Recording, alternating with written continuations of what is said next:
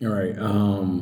Make this quick video. I guess a lot of people, when I say bad paper, or the street refers to it as toxic paper, a lot of people don't really know what that means. So let me kind of explain what it means, how it moves around, how it's dangerous. Let me see if I can stay on that track. Okay, bad paper never is was never designed to be bad paper. It just kind of winds up the bad paper. And let me explain to you how it goes. You have these big banks. They they turn around and they want to make as much money as they can, lending out money, obviously, and they turn around and start lending out money to like really high risk type things. People they ain't got no job, no left leg, whatever. But sure, no problem. You want a loan for that Ferrari, no problem. That type of stuff. Those loans in the beginning, they kind of look like okay, like they're giving people a home but they can't afford, and they don't understand the interest rates, and they don't understand what they're not going to be able to refinance, all this kind of stuff. So bad paper starts out as good paper. On face value is good. Now, back in the roaring 2004, 5, 6, and stuff like that, there were a lot of people that were doing nefarious thing. Like, you don't have a job, don't worry about it. We're going to put down you're a doctor. You have $300 in your bank account? Okay, 300,000. That was shady shit that was happening on the person writing the contract, the underwriter. And then the banks were so desperate to buy all this paper because they could package it up and then they can sell it to a bunch of other motherfuckers.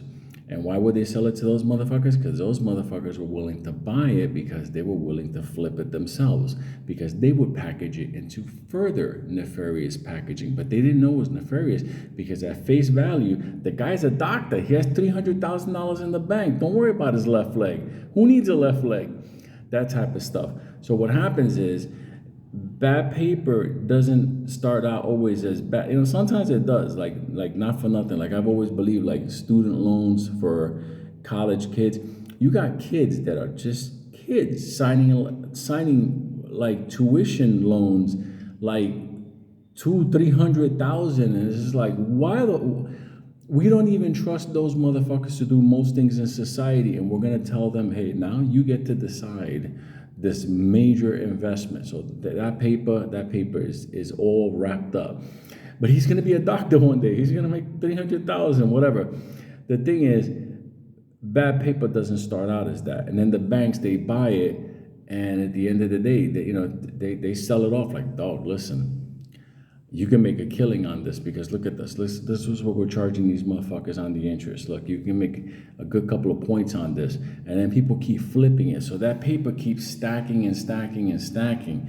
And people don't understand, like, bad paper is everywhere. Bad paper, I mean, I'll give an example. Like IKEA now finances people to buy IKEA furniture. That wasn't the model for IKEA. IKEA was like low cost. People go in there and they could buy, furniture is less expensive than going to like some freaking Italian boutique place. So they buy furniture for the home, the same way Sears used to do. But then they introduced financing to that.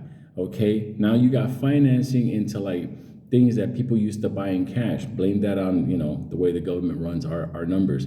Inflation, hyperinflation. People start borrowing more.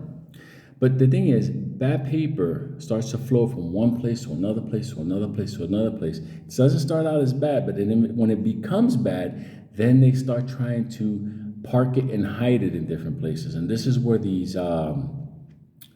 First Republic type places and Credit Suisse places come in. They're like, don't worry about it, dog. We got tons of people that don't got a left leg and missing an eye and got $300 in their bank account. We'll take that debt from you, but with that bad paper, we'll take it, but we're going to charge you a premium. So people want to get it off their books. So they pay these motherfuckers a good monthly nut in order to get this shit off their books. So when they're shareholders and then everybody looks at their books like, oh my God, you're doing so great, of course, because we swapped our dirty, dark shit over there. And now it just seems like a line item, like they're just paying that nefarious bank over there, but that bank over there is holding all the toxic debt. And they move it back and forth and round we go. It's like musical chairs. But then when the music stops, whoever's holding that bad paper, like Bear, like when I sometimes say this story, when I was in the elevator, it was like, who the fuck is holding all this bad paper? And it was like, it dawned on me inside the building, like, holy shit, they're holding the bad paper. The thing about it was, if you get caught with it on your books, when the music stops, you go down.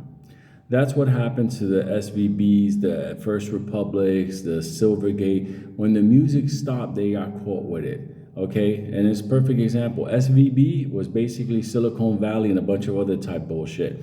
So when the tech market started to go down, guess what? They got fucked up. This is the kind of stuff that's going on.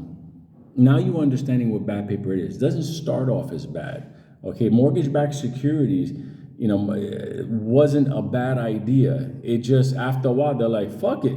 We got a doctor with one leg over here. He has $300,000 in his bank account. That's where shit started to get bad. They started giving out those ninja loans, the no doc, no job, no verification, because they still need things to sell on the street. So bad paper, unfortunately, will always be there. And the problem is now we have so much bad paper. We have international bad paper on our books. So you could imagine this is dark. So now you understand what bad paper means. So giant hugs.